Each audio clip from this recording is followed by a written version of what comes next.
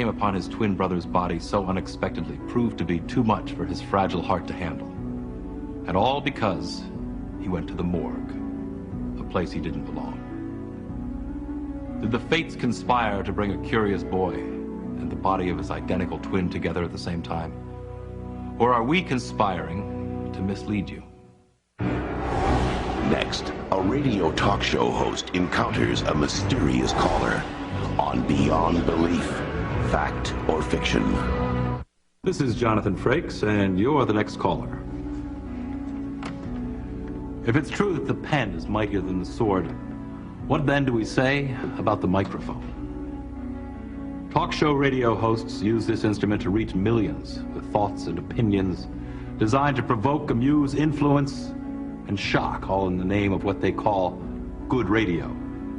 And despite the appearance of a democratic exchange between a talk show host and his listeners, it is the host who holds the balance of power. With the flip of a switch, he can cut off any annoyance. But what happens when that balance of power becomes unbalanced? When the microphone becomes the instrument of a living nightmare? Is it still good radio? Okay, line one, you're on with Kincaid all night. Go ahead. Hi, my name's Barry Allen. Clive Kincaid was the hottest thing in talk radio. His late-night show was so popular there were plans of syndicating it across the country. Of course, Clive made his living at the expense of others. Clive had no use for the people in his life, especially his listeners. He thought of them only as numbers, and with enough numbers his ratings would rise and he would get more famous, more wealthy, and more powerful. Something like a flying saucer. So you believe you saw a UFO? Let me tell you something, pal. You haven't got a clue. You're brainless. You could sell space between your ears. Why can't you believe it? Because you're an idiot. You're about as bright as a 2-watt bulb. What's it like going through life with the porch light on dim?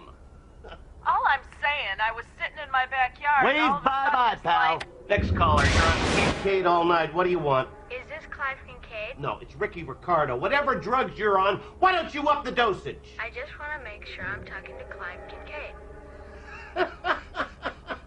They're out there. They are out there. Let's go to line 3. Okay, what's your question? My question's about your son, Robbie Griffin. What did you say? Robbie Griffin, remember him? Yeah, time to wave bye-bye. See you, sonny boy. The psychos are out there tonight in droves. We'll be back, so stay tuned and don't touch that dial.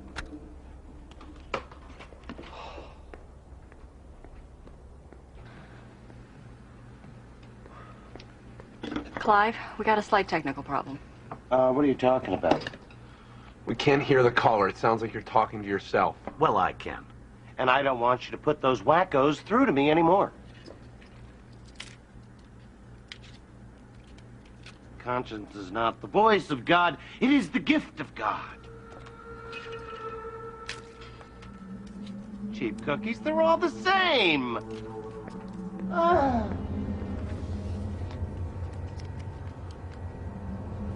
No, they're not.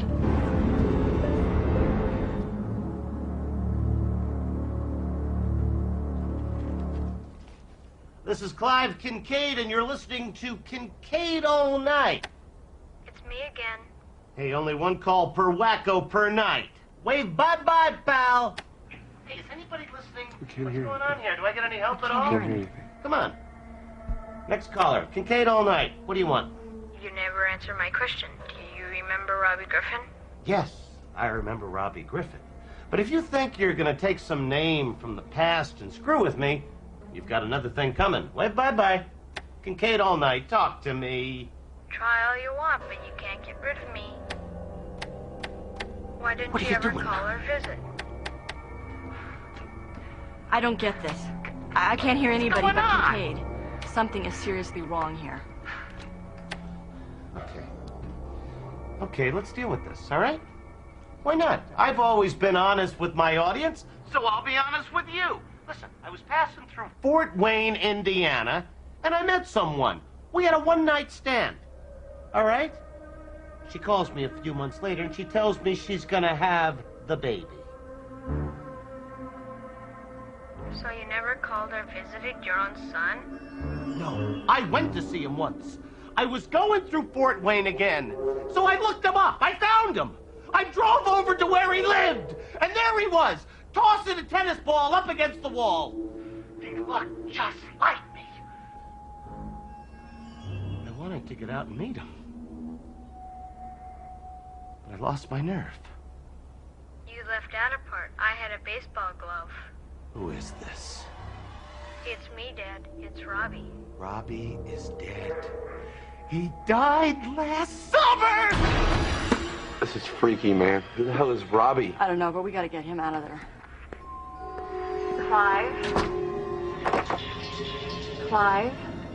Clive, unlock the door.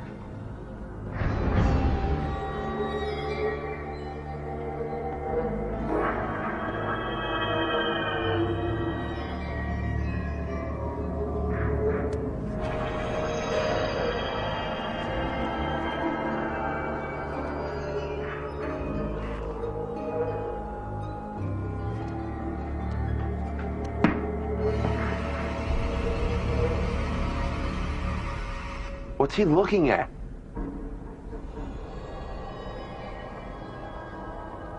Clive? I better call Artie. What the hell do you want? Why don't you leave me alone? I never wanted a kid. I wanted a career. Damn it, anyway. What would I do with the kid? I can't believe this. What's he doing? He's losing it. Of course I thought of you. Can't you cut him off? I'm trying everything, and the controls aren't working. It's okay, Dad. You messed up. You know it. I know it. Don't you call me Dad? My son is dead. I want to talk to you, Dad. Shut up! Shut up! Shut up! Such you're through it with me! You are not my son! Get out of my life!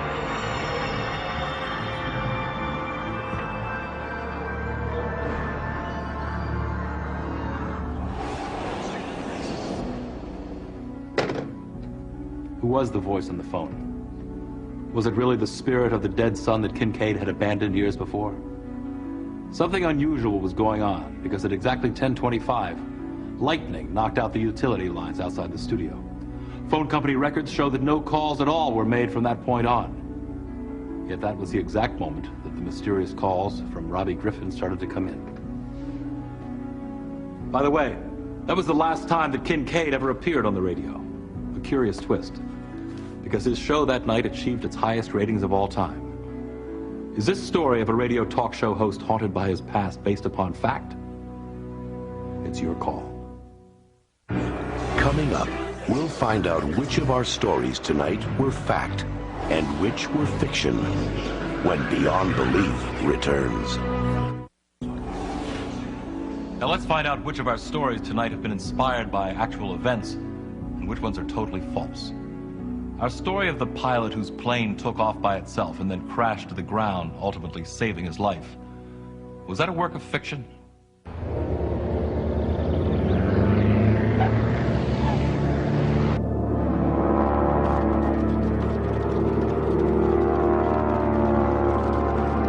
You ain't gonna pull out of that.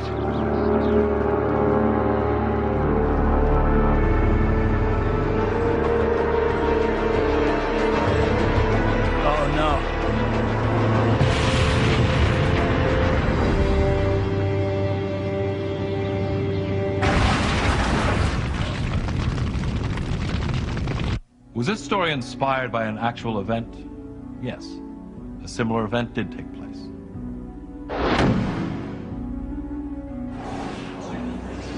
Our tale of the gun that refused to fire at the son returning from college. How did you judge this one?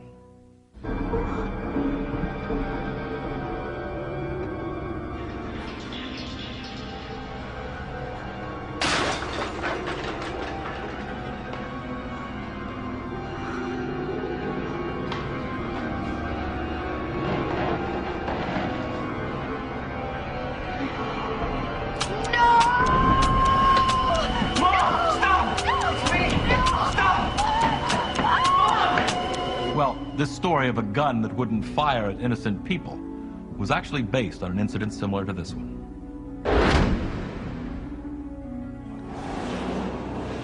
And now the artist who seemed to hold the power of life and death in his hands. Was it reality-based or false?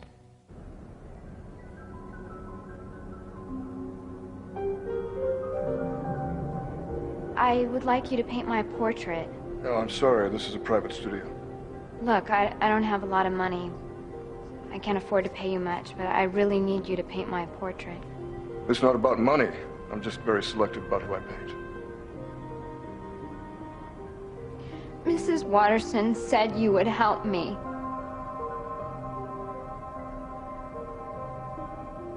If you guessed that there was an actual recorded happening of an artist that seemed to have this power, you were right. There was.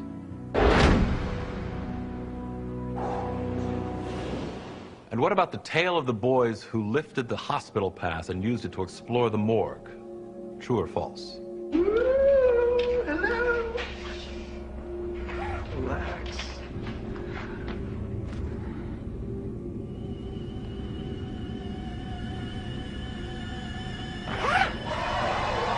Here's...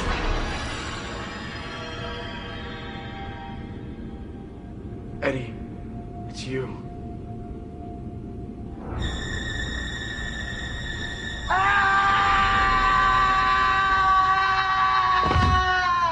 This tale of a young man who confronted the dead corpse of his identical twin and then died himself? Pure fiction.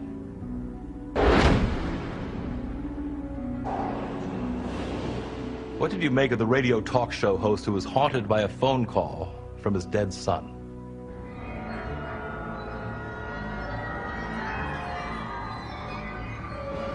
Robbie is dead.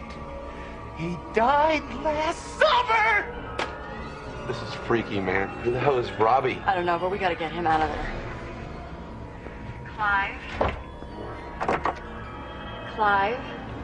Clive, unlock the door.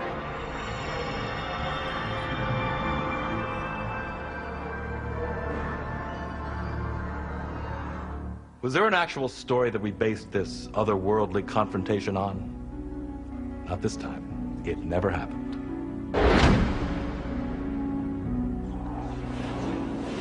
Once again, we've tried to demonstrate the blurry line between fact and fiction. Were you able to separate the two? And can you accept the fact that certain truths defy logic and fall into the category of being simply beyond belief? I'm Jonathan Frakes. Join us for more stories next time on Beyond Belief, Fact or Fiction.